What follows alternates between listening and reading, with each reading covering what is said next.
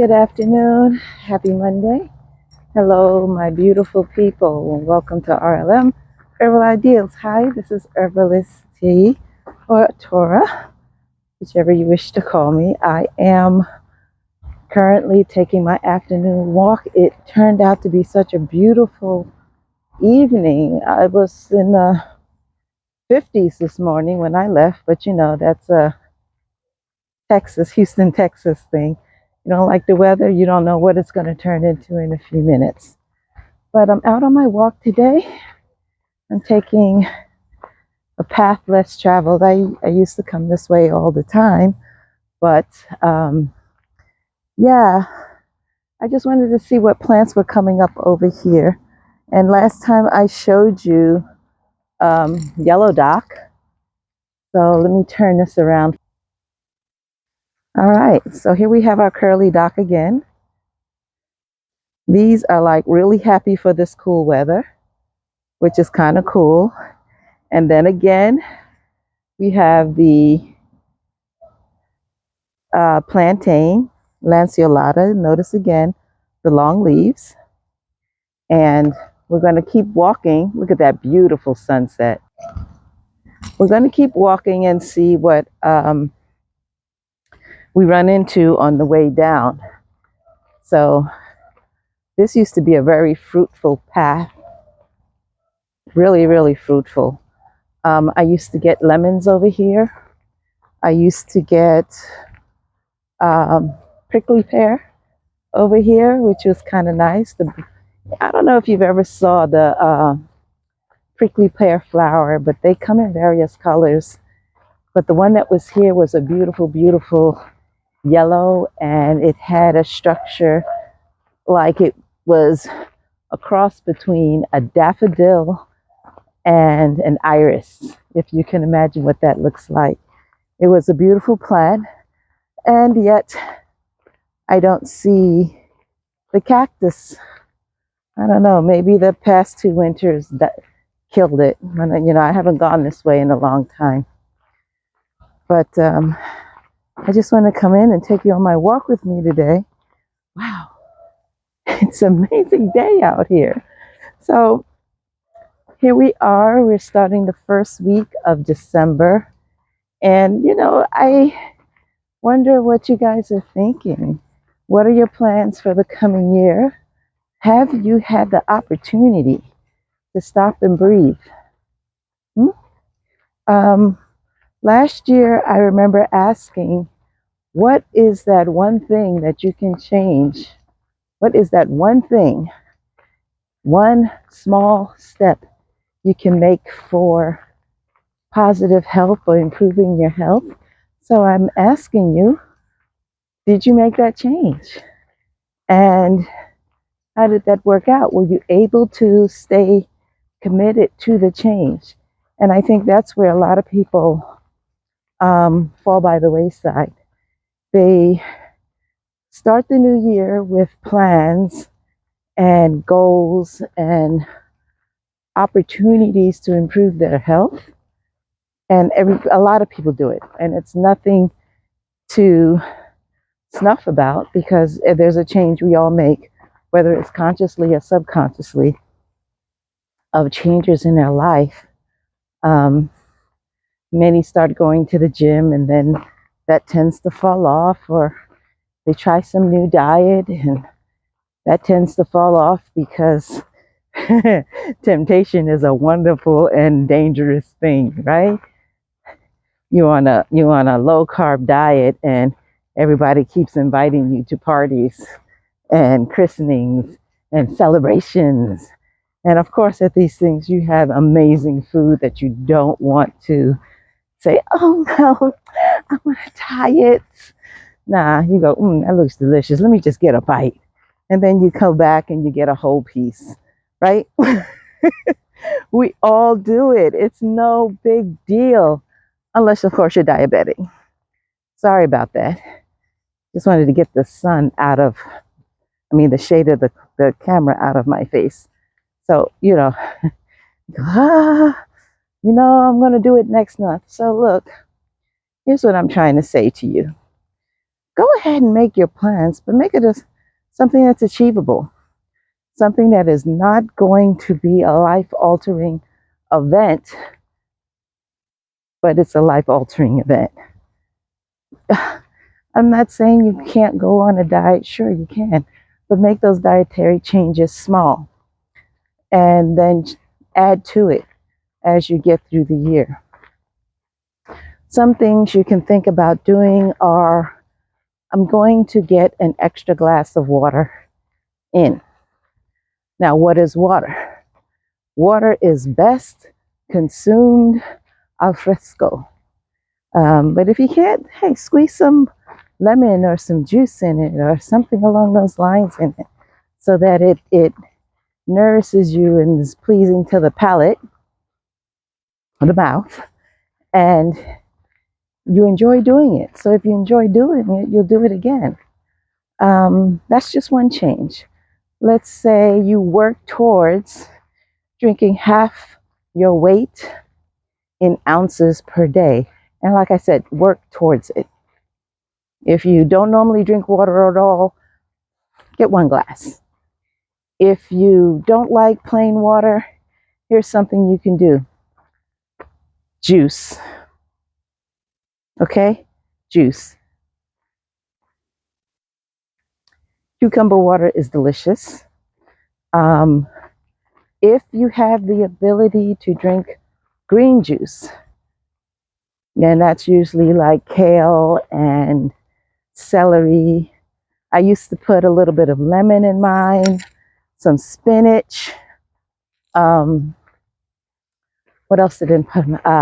An apple, green apple, a piece of ginger. And I used to have that in the morning. And you know what? I ain't need no coffee. I made the mistake of doing that one time, and I was buzzing around like a busy bunny, man. I was zipping and zooming like a dog with the zoomies. That was not necessarily a good feeling. But yeah, there's small changes, folks, just small changes. And you'll be amazed how it makes you feel. It might be something as simple as sleeping better at night. It might be having a little bit more energy in the morning. It might be, hey, my skin's clearing up. I'm not getting so much acne. You know why? Because you could be detoxing yourself and not even knowing it. There's a natural way you can help your body get rid of all the waste and undigested foods that produce toxins and which irritate your digestive system, which then triggers your immune system, which interferes with your hormone balance. And it's all just a rolling snowball effect, you know. But what if we can reverse that with changing one small thing? Set your goals, set milestones. Okay? Don't look at your weight right now. Set your milestones with your behavior change. What can you change? And then take that darn scale, shove it under the bed. Shove it under the bed and don't even look at it, because we tend to value how we feel by our weight. You know, it's a better gauge? Your clothes. Your clothes. Those pair of jeans might have a little bit more room. That dress might feel just a little bit better. That bra you bought, for some reason, you've fallen out of it now. Because you're naturally helping your body heal. You're naturally helping yourself improve your body systems, and there are lots of them. Okay? But I just wanted to take my walk with you today. I'm not going to do my whole walk because the sun's going down really quickly, and I'd rather not be out here on the trail.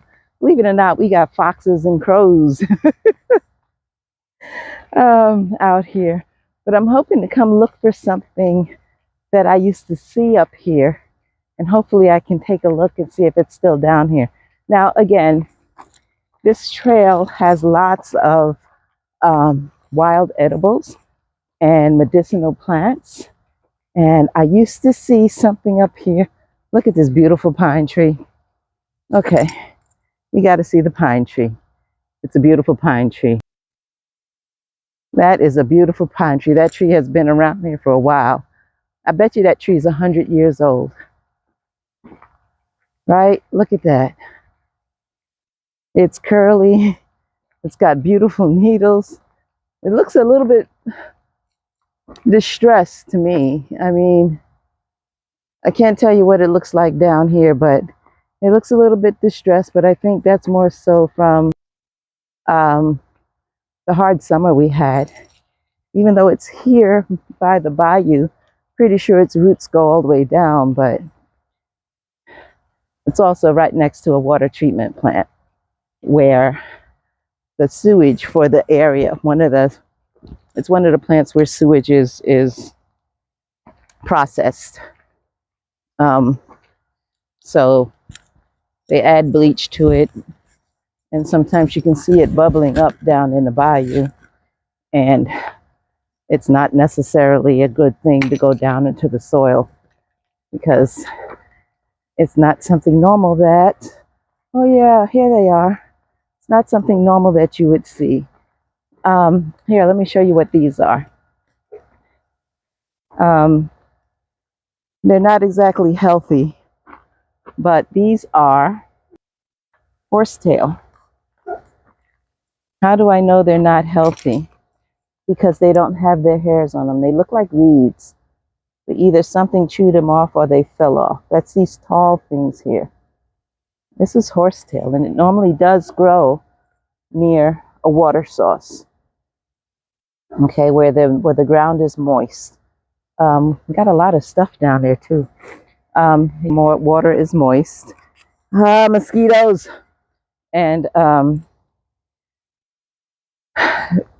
it has a high silica content, and it also has lots of natural occurring minerals.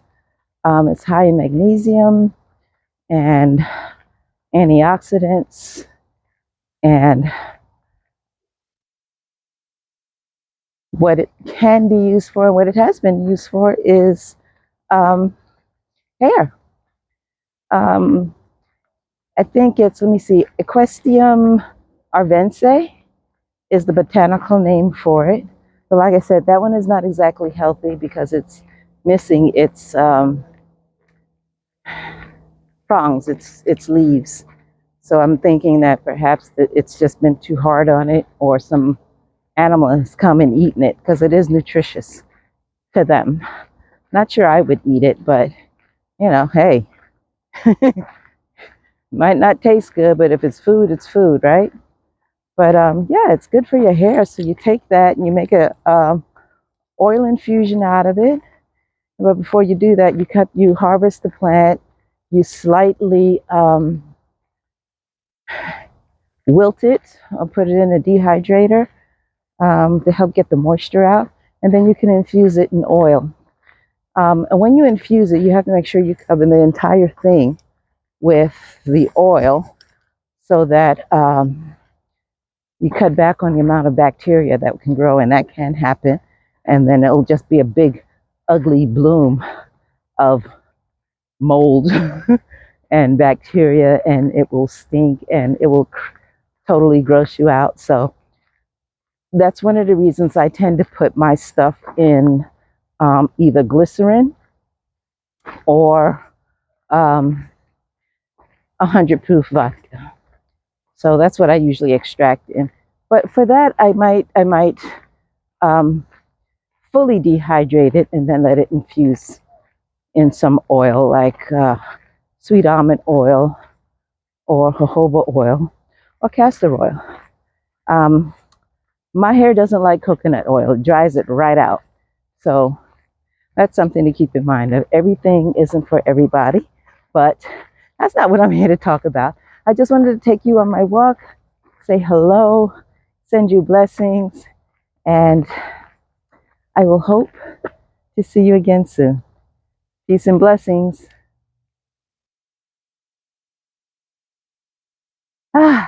Peace and blessings. Herbalist Tea coming to you from Houston metro area. RLM, herbalideals.com, and on YouTube.